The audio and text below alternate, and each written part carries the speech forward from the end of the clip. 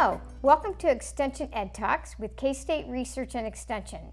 My name is Sandra Wick. I am the crop production agent with the Post Rock Extension District and K-State Research and Extension. With me today, I have Dr. Mykel Taylor. She is our ag economist with K-State Research and Extension.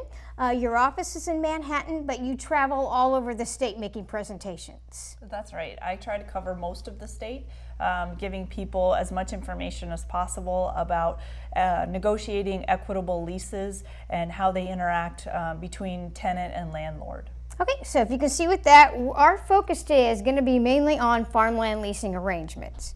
So basically what we're going to cover first is some equitable arrangements or some things that you need to be thinking about when you're developing your lease. And then we're going to be going into maybe some steps in developing that, and then we'll finish up here with some resources available for you in order to help you develop that lease. So let's just start out with some basics. Dr. Taylor? Well, some of the basics are, first of all, developing an equitable arrangement so that everybody is winning in this arrangement so that we're not subsidizing one side or the other.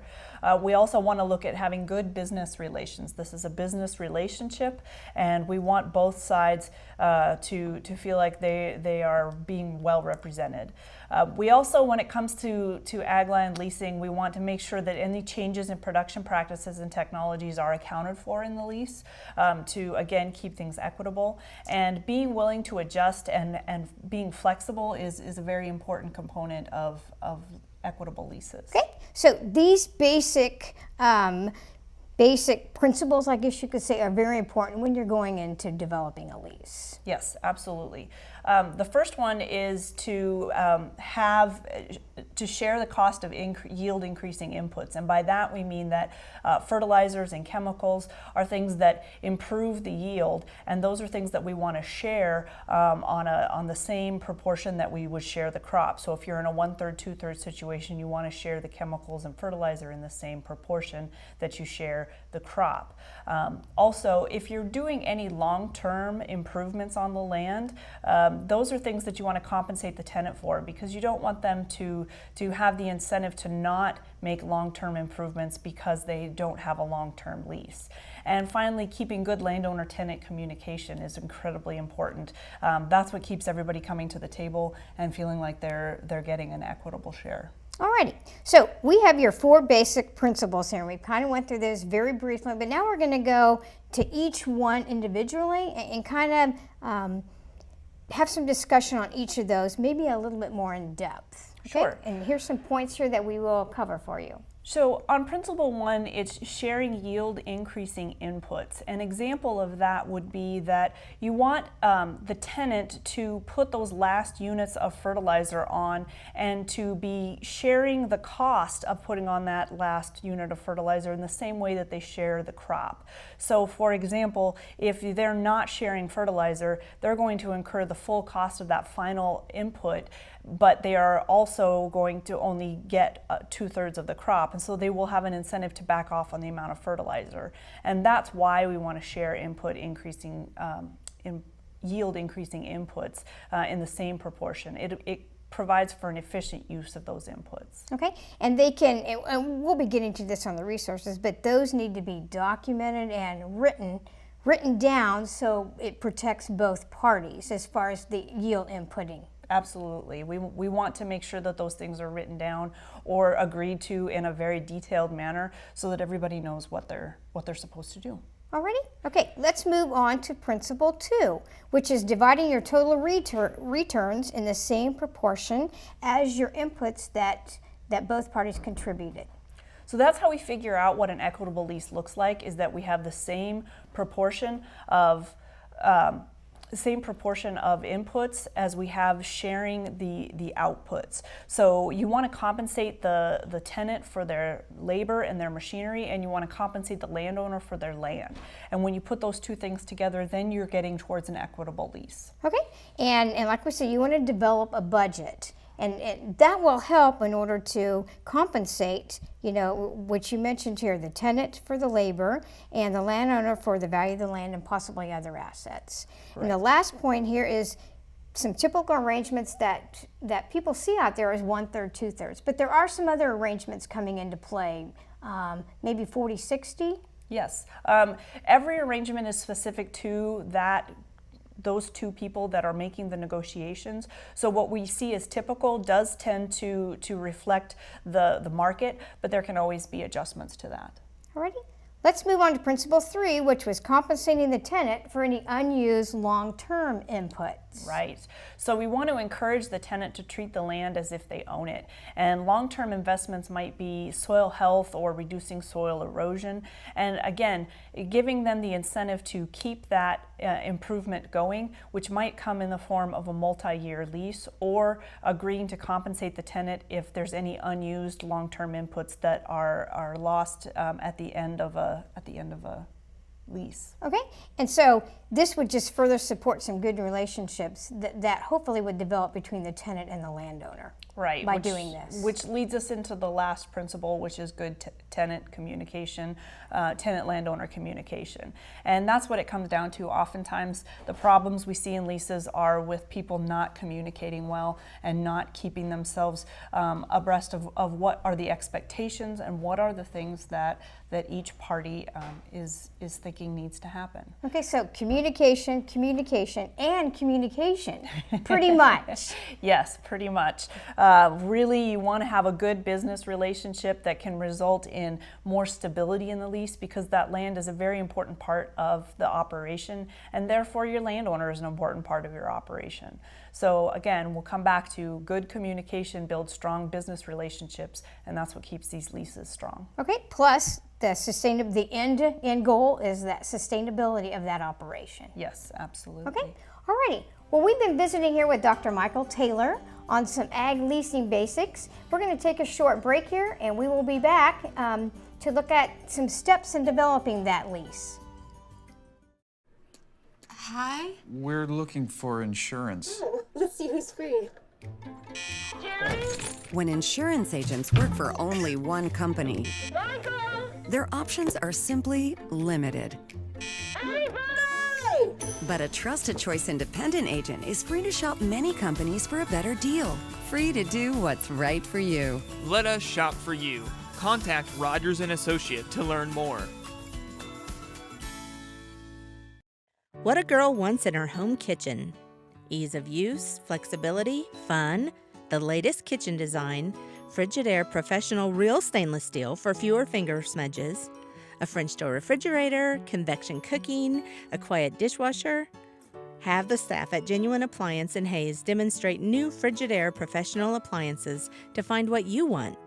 Genuine Appliance at 1224 East 27th in Hayes. Everything a girl wants. Seems like the world is always changing. And like the weather in Kansas, change is inevitable. Mobile technology improves the lives of everyone, not just those living in a city. Nex-Tech Wireless is right there with you, providing expanded LTE coverage for everything from phones to farm equipment. We are devoted to help Kansas work smarter and live better. Nex-Tech Wireless. Time for something different. Today, get 4 iPhones and unlimited data for less than $40 a line. Welcome back to our K-State Research and Extension Ed Talks. My name is Sandra Wick. I am the crop production agent for the Post Rock Extension District up here in north central Kansas. With me today, I have Dr. Mykel Taylor. She is our ag economist from K-State Research and Extension. With our first session, we visited a little bit about the basic principles of an ag farm lease. So now we're going to get into some steps to where you can start developing an ag lease. So we're just going to start, and we're going to ask Dr. Taylor some questions to help provide you with some information. So as you're aware, there are many different types of leases out there, or ag farm leases. But one important component that we did briefly mention was about a written versus an oral lease. So which one do you recommend?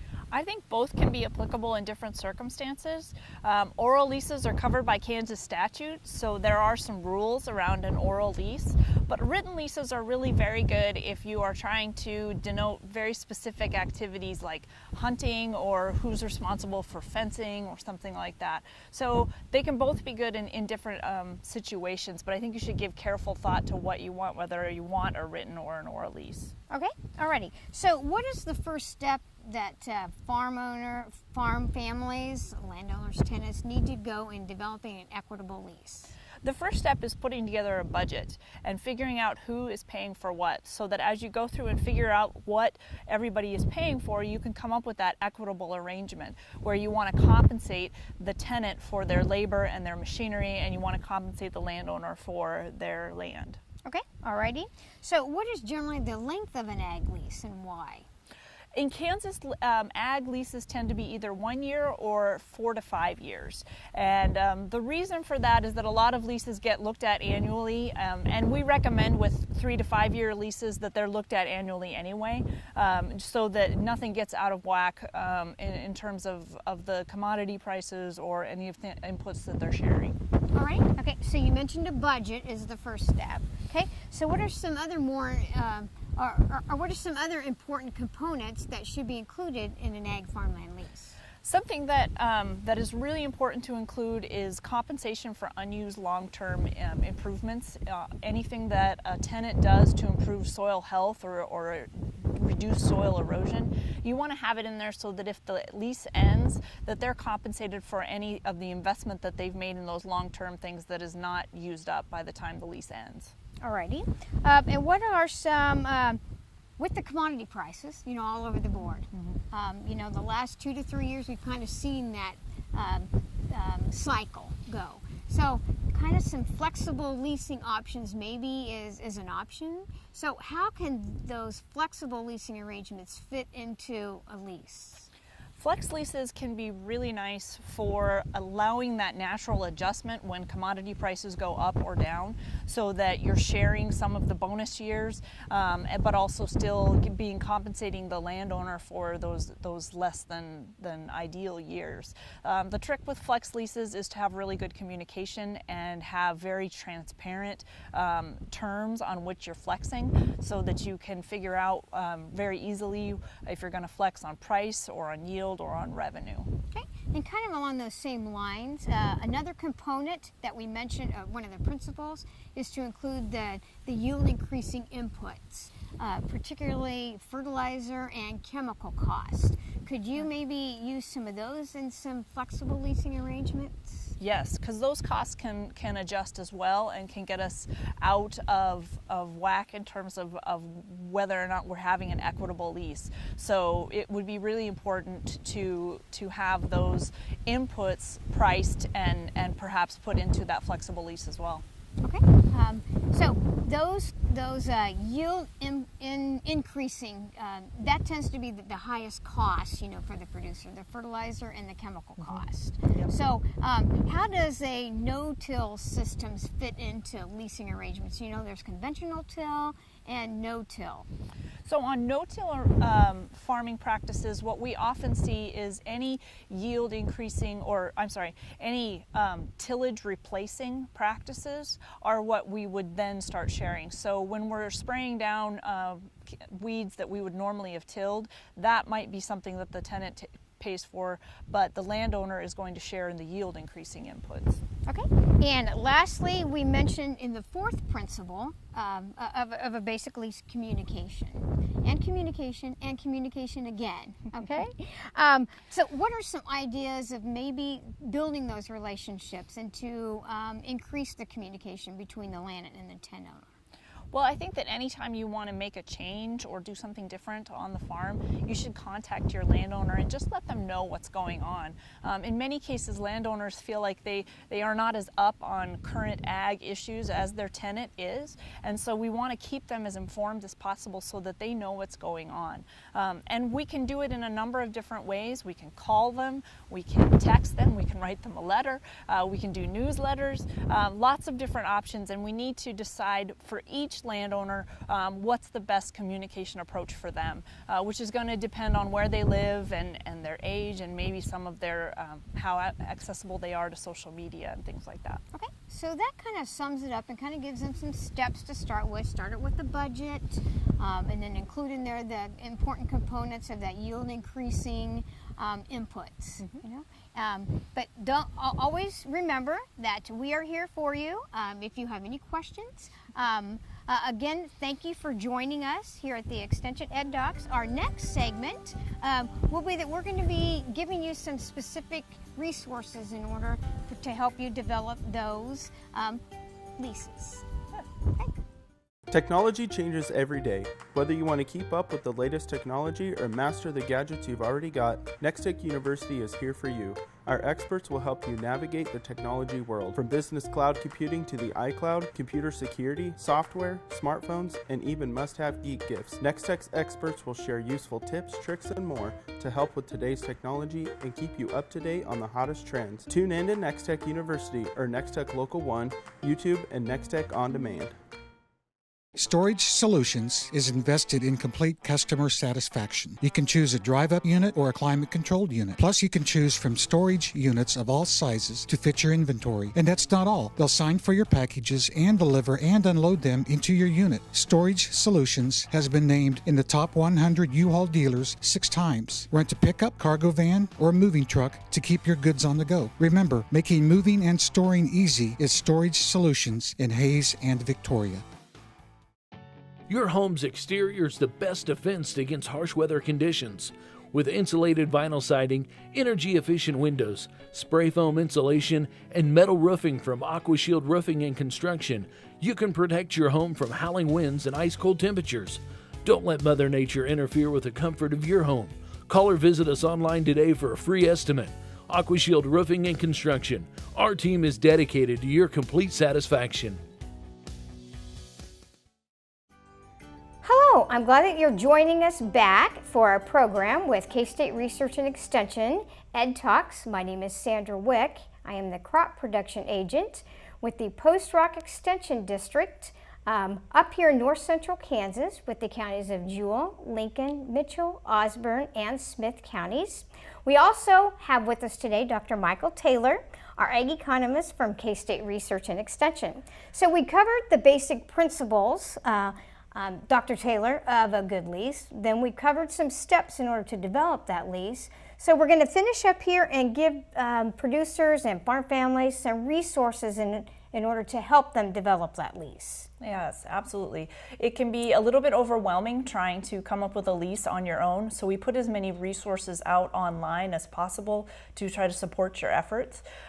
One of the first ones that I'll suggest is a website that we have at www.agmanager.info, and that's an extensive agricultural economics website for farm management, marketing, crop insurance, policy, and of course land and leasing issues.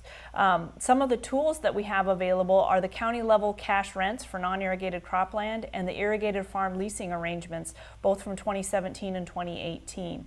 And for those of you who are really adept at working in Excel, we have the KSU lease spreadsheet where you can enter your own crop budgets and work through an equitable lease arrangement based on inputs provided by the Excel spreadsheet that you would provide to the Excel spreadsheet. Okay, and all these are actually free of charge to anybody who would go onto our website and download those, and you would have to have the Excel program in order to use the spreadsheet for that KSU lease. Yes, we keep all of these free of charge as part of the extension resources that we make available to folks in the state of Kansas and landowners who oftentimes live outside of the state of Kansas. Okay, and Dr. Taylor mentioned those two publications. These are available at any of your local county extension office as well. If you don't have a computer or if you can't print them off, and we'd be glad to come in and provide those documents for you as well. Right. The next piece of information that you really want to have when you're trying to work through an equitable lease are budgets. And sometimes we don't have good information for our own farms on those budgets, especially landowners. And so what we provide are the farm management guides, which are detailed budgets for each crop grown in the major regions of the state. When you put together these budgets and put them into the Excel spreadsheet or put them together with the leasing arrangement documentation, then you'll have a really good idea of what an equitable lease will look like. We also have farm lease law publications, which is really helpful to landowners and tenants in understanding what their responsibilities are and their rights. And so we really recommend that you read the farm leasing law publication just so that you understand what's going on from a Kansas legal standpoint. Okay, and I've worked with several farm families, and it seems like this is probably the trickiest area in order to work with, for them to come up and get their cost of production figures. So these budgets that Dr. Taylor is talking about is really extensive, and it gives them an idea on some expenses, some averages, but they can also plug in their own values in these as well. And and this is taken from our Kansas Farm Management data, which we have a really extensive membership here in Kansas, probably one of the largest ones in the United States. Yes, absolutely. And so it's based on real Kansas data from real Kansas farms. Okay, great. Another resource that we'd like to point out to you is located at www.aglease101.org.